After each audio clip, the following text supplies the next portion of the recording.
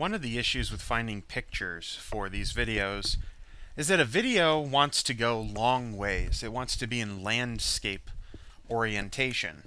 But pictures, illustrations, they like to be tall because it fits more of a book page layout. So it's always an issue.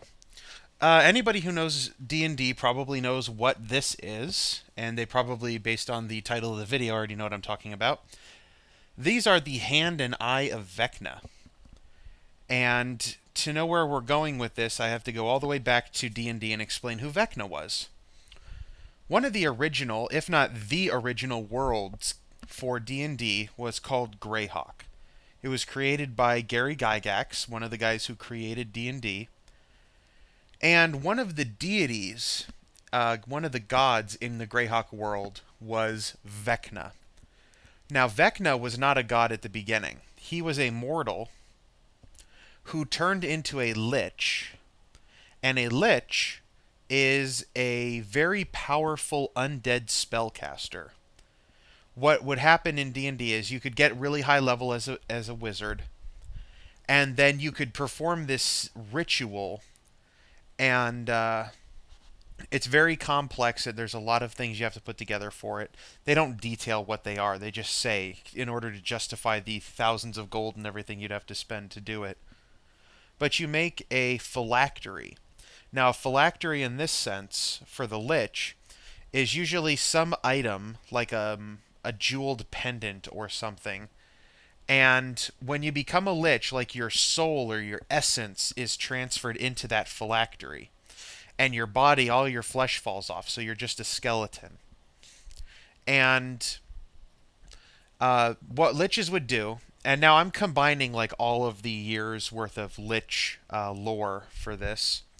You would hide your phylactery somewhere where no one would find it, because if someone destroys your physical skeletal body, if your phylactery is still okay, then you reform after a certain amount of time. So as long as nobody finds and destroys your phylactery, you're essentially immortal, which is great if you're a wizard, because then you can just keep learning more and more spells and what have you. Vecna was one of these. He was always about power. And so he became a lich. Now, back then, you can see like there's still skin and stuff on this hand there. This becomes important in a moment. So Vecna became a lich. And now, I don't remember if this is before or after. I think it's before he becomes a god.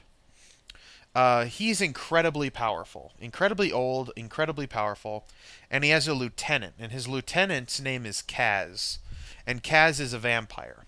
Vecna was all into undead stuff. Now, Kaz was a traitor. And at one point, Kaz turned on Vecna and with his sword cut off Vecna's hand, his right hand, and his eye. I think it's his right hand. That's his left, and that's a right, so I'm not sure. That one's a right, so we're going to go with right. So cut off his right hand, cut out his eye, and then Vecna destroyed Kaz completely. But the hand and eye of Vecna are artifacts. The first time you ever learn about them, or the first time I ever learned about them in D&D, was in a book of artifacts. Now, artifacts in D&D, an artifact is an object, a magical item of immense power. And in the original D&D, every artifact granted you incredible powers, but also had incredible drawbacks. The magic is so powerful that you cannot control it. It takes its price from you. So what you would do with the hand or the eye of Vecna, each of them had their own magic powers. You would have to cut off your own hand or cut out your own eye and then put the artifact in its place. So you'd have to cut off your own right hand and then put the hand there, and then you would gain Vecna's hand, or pull out your eye and put Vecna's eye in and get his eye. And that's where that's the most people know about Vecna. Like I said, he also became a god in Greyhawk. He got so powerful that he actually attained godhood, and he's the god of like secrets. Because he was so powerful and a wizard, he always wanted to know more and more, and so he's the god of secrets. If you have a secret, he wants to find out. So how is this tying into our game? Well, there's a little bit more history going on here. Years ago, I was a member of an online role-playing forum, and we were creating the world around around our little role-playing town. And I got to make up the moon. And I decided I was going to make the moon. I chose to make up the moon, by the way. We could make up anything we wanted, and I said I want the moon. I decided the moon, eventually you could go to the moon and adventure there. And so, I mean, it's off in space, and you would somehow magically teleport up there, and it's the moon. It would have an atmosphere and all that. Just like they used to think our moon had an atmosphere and plants and creatures living on it. And I wanted there to be a big secret there. So I decided I was going to have Vecna be trapped in the moon, basically. He was an ancient being of immense evil, and he was confined to the moon. If not, the moon itself was him, but like the moon was his prison. And on the moon, just like we have the face in the moon, if you looked up every once in a while, you could see the face in the moon, and it only had one eye, because Vecna only has one eye. And there was also, probably not so easy to see from Earth, well, the Earth in the game, but there was this set of mountains that were all pushing up out of one side of the planet, and it was by the face. The face looked like it was in anger and anguish. It was tormented and furious about it because it had like a gaping maw and everything. And also by the face, there was this huge set of mountains that were coming out, and these were inspired by Olympus Mons being the largest volcano. But they were these huge mountains, and they were craggy. They weren't like big hills. Have you ever seen a picture of Olympus Mons? It's just like a giant pimple on Mars. It's not like a Mount Everest or a Matterhorn kind of craggy, rocky, sharp mountain. These were craggy, rocky, sharp mountains coming out. And because this is a better picture, they were kind of like these fingers. Imagine someone behind like a sheet or a film of rubber or plastic, like a film, and then they're like reaching through it. And you know how it kind of stretches out behind their fingertips? That's how these mountains are rising up. So the thought was Vecna was trapped inside this moon, and his one hand is reaching out, trying to get out of the moon.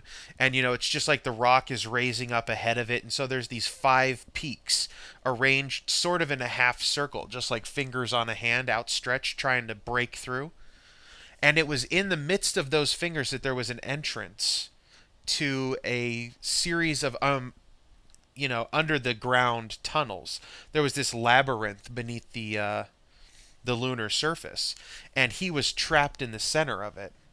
And what you would do then is, if you were the person who, one of the people, the party that got transported up to that moon, you would wander through these weird, unusual alien landscapes inside this labyrinth, and in the center you could encounter this ancient trapped demigod, Vecna, the Lich.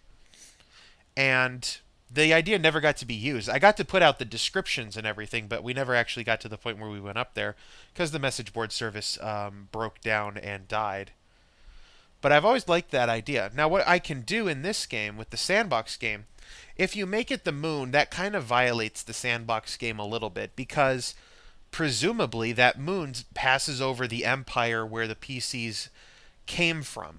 That whole area back there where there's that civilization that So having that, having it in the moon might not work, but having a very similar idea at the far reaches of this continent of, this dangerous wilderness, and then to have these 5 peaks rising up out of the ground, like someone trying to reach up from the depths of the earth.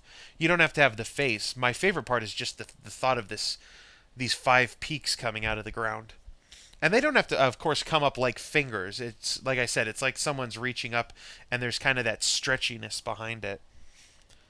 And then hide a dungeon in there. I think that's what I want to do, because that would make the best sense.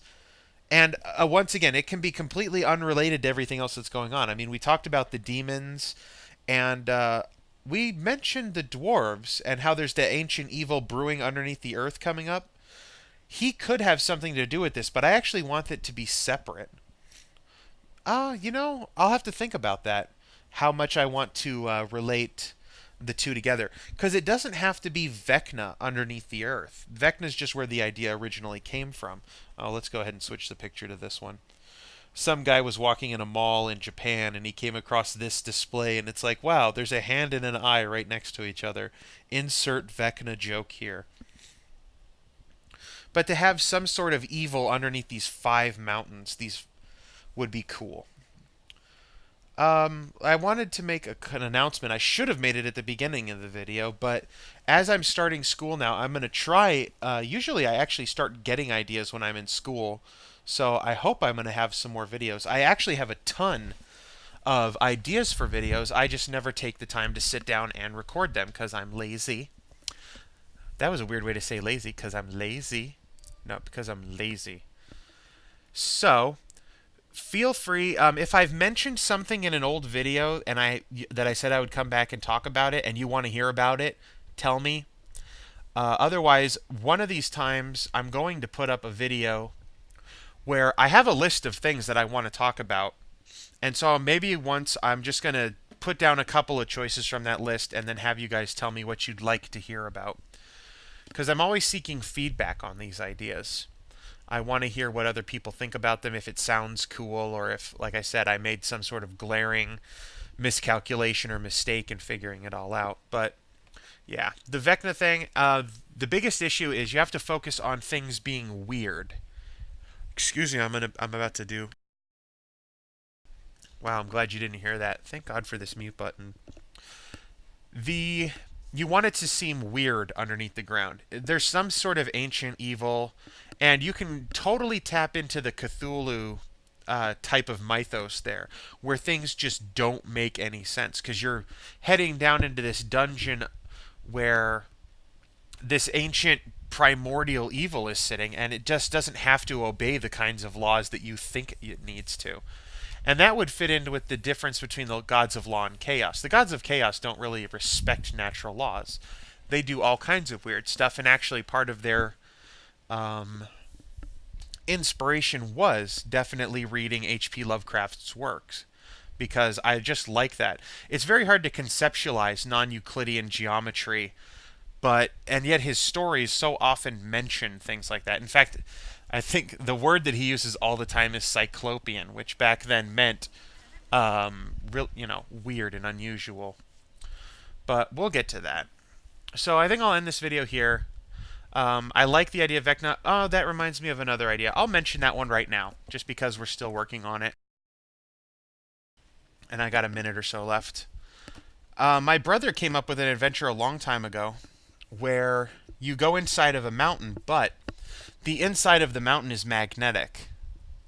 And so as you're traversing through like the hallways, at first it's subtle. You can't really feel it. You can feel something weird, but you can't place it.